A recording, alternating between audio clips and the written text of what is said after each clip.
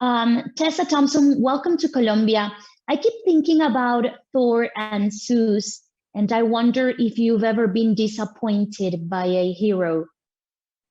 Oh yeah, absolutely. I mean, I have been often disappointed by leadership in this country. I'm currently disappointed by the Supreme Court in the decision to overturn Roe versus Wade. Um, but I think that that's the tricky thing in terms of making elected officials heroes. I think really we are the heroes. Certainly in this country, most of the positive, remarkable change that has happened as the result of very dedicated civilians, actually, that hold their elected leaders to that hold them to the fire. And you get to see that in a comical way with Chris in our movie meeting his heroes. That's what they say, never meet your heroes, meeting his hero Zeus and being less than, being a little underwhelmed with Zeus IRL. But I think that happens to us. I have to say, on the flip side, I have met many heroes that are lovely, heroes of mine that are lovely, actually, in the context of Thor movies, like meeting Anthony Hopkins. I got to work with him on both, in the context of these movies and on Westworld. Christian Bale has been an acting hero of mine for a very long time, and he is fantastic and did not disappoint. So I also feel lucky that I've gotten to meet heroes that are worthy of looking up to. Well, you were talking about the government, and I was actually going to ask you if the powerful have forgotten about people. Yeah, I think so. I think so. And I mean, and I look at what's happening with Roe versus Wade right now, and some people will say it's an attack on women, which is definitely true, but it's also an attack on our autonomy, on our personhood as humans. And that's something that we should all be concerned about, right? Globally, particularly if one of the most powerful nations on the globe can do that.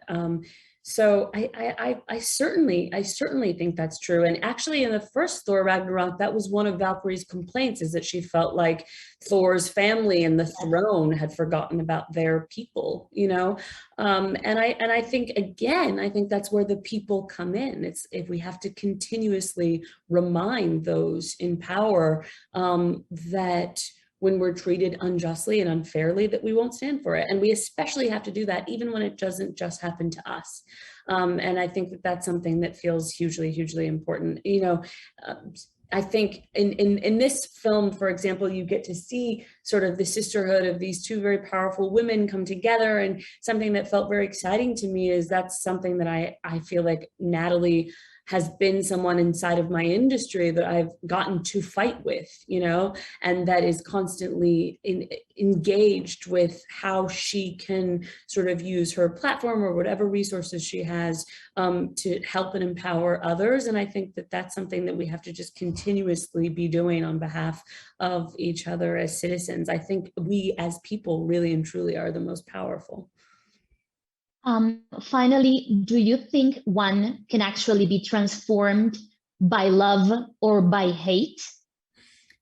Absolutely. I mean, you see so much of the hate is actually communicated, are things that are taught, that are given. I think very few children come into this world as hateful beings. I think they're indoctrinated into that very, very often.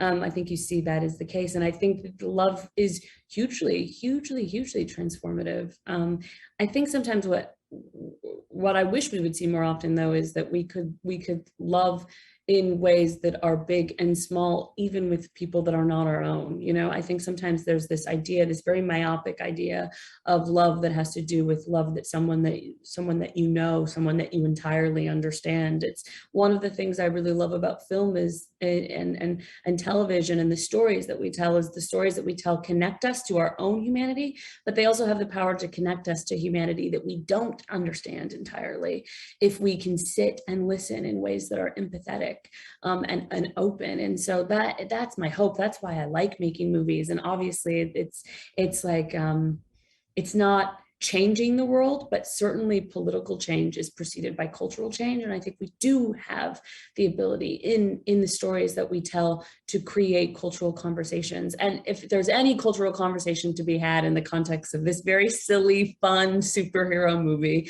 I think, is that love is something that really can heal us.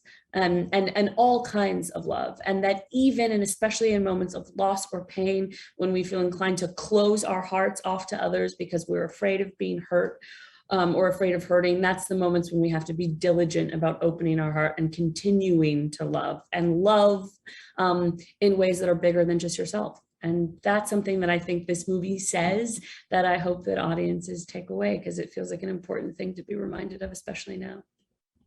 Tessa, thank you very much. I loved this interview. Thank you. Thank you so much. Thanks for asking such incredible questions. Thank you. Have a great day. Thank you, you too.